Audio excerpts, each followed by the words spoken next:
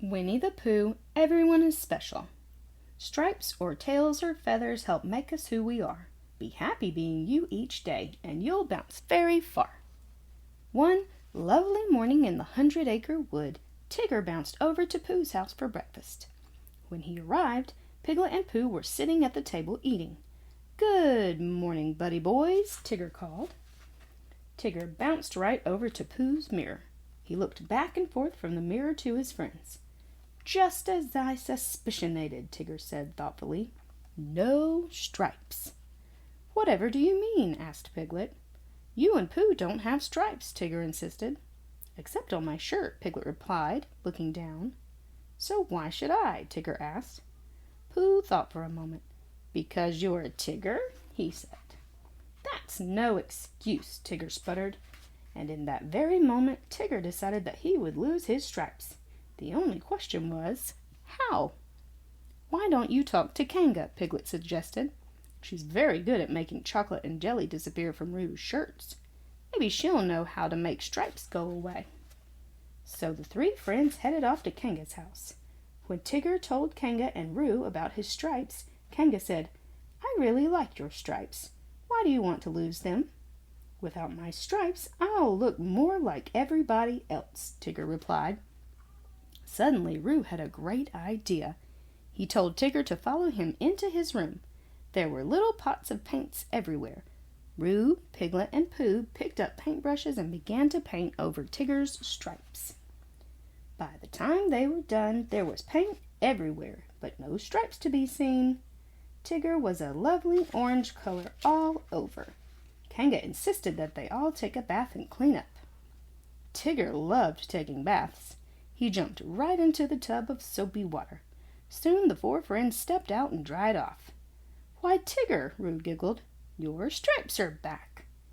"Imposterous!" cried Tigger, running to the mirror. Tigger gasped when he saw his stripes. He was so sad he didn't even feel like bouncing. "Some nice dark mud might cover your stripes," Pooh said. "That's it, buddy boy," Tigger cried with joy. "I'll take a mud bath." Tigger bounced over to a nice muddy spot. He jumped right in and rolled around until he was covered in mud.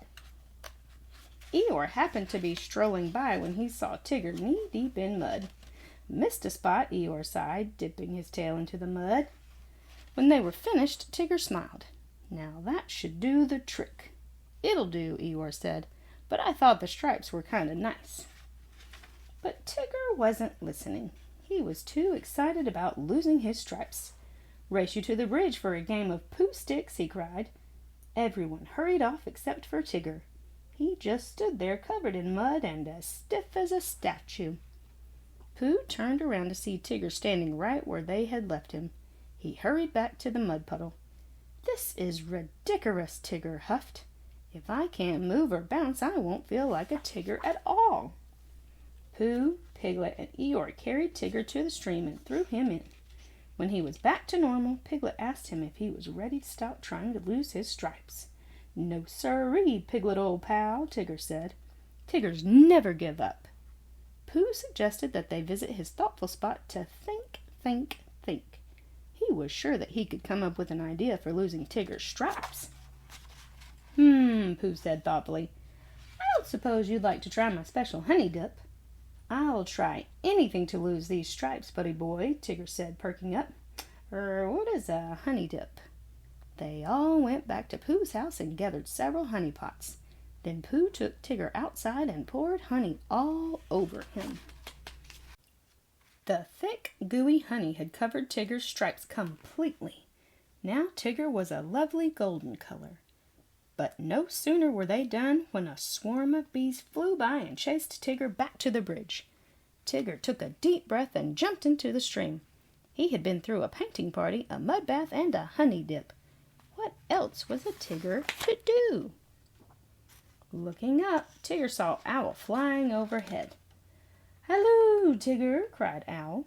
"I could see those big, bold stripes of yours a mile away."